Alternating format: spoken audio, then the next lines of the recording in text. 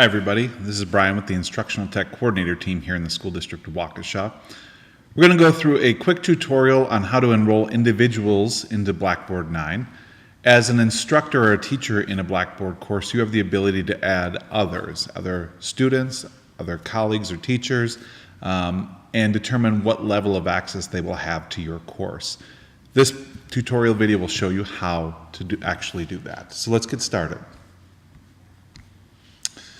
Here I am, I'm in my Blackboard course, a Blackboard course where I have instructor or teacher status, which means that I can turn edit mode on and off and add new things to the course. I now would like to get an individual into my course, whether that is a colleague that I'd like to work with or just another student. So here's how I do that.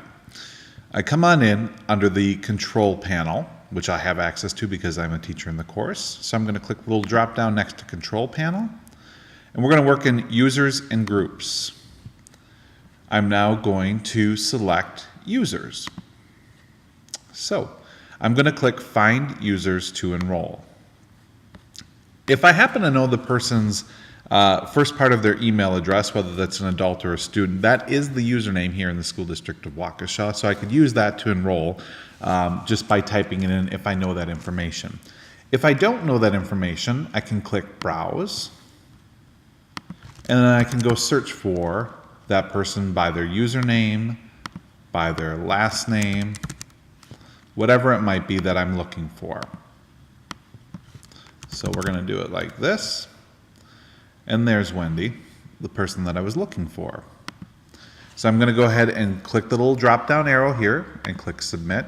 And you'll see that Wendy is added into my list here. Now I can do this for multiple people. One recommendation we have is don't do this for too many people. Don't try to do this for your entire class. Use a batch enroll process or do it in small groups, 3, 4, 5 at a time. If I wanted to add others, I could just simply put a comma, no space, and I could start typing the next person. So I'm just going to go and browse for one more person while I'm at it. And we'll add Steve to the course as well. So those are the two people that I'd like to enroll into the course. Now at this point I want to explain the differences in roles. There's a lot of roles in Blackboard, but the only two that we really need to know about are teacher and student. A teaching role, as you understand if you're enrolled in the course, gives you full edit access to that course, allows you to edit, add, delete, share. The teacher role is a perfectly fine role to share with other colleagues. If you're going to be sharing a course, you want to have them copy files out of your course. Teacher role is a perfectly acceptable role to use for that.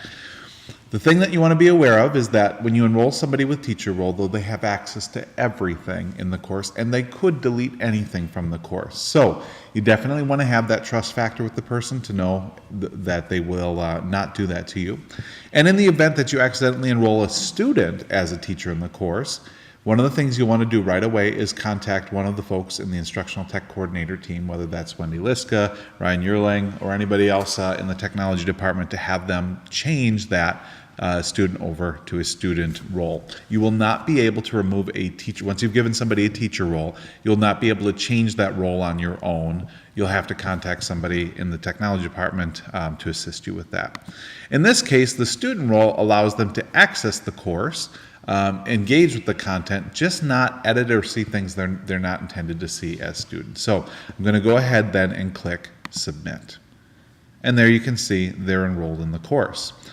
One other thing I want to mention very quickly is if you're trying to add an individual user, whether that's a student or a colleague, if you go Find Users to Enroll and you click Browse, if I go look for Wendy again, actually we'll do Steve because I know he has two different, or he only has a single. It'll say no users are found. Well, that's odd because we just saw Steve in there just a moment ago.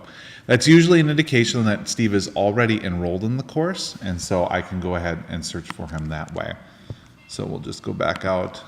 And if I were looking for Steve in the course and I had a lot more people in this course, I could use username contains, and I could search that way to see if Steve was in fact enrolled in the course, and there it would be. So that's enrolling a single user into a course, whether that's at a teacher or a student level. Thanks so much for your time, and as always, if you have questions, feel free to shoot us an email. Have a great day.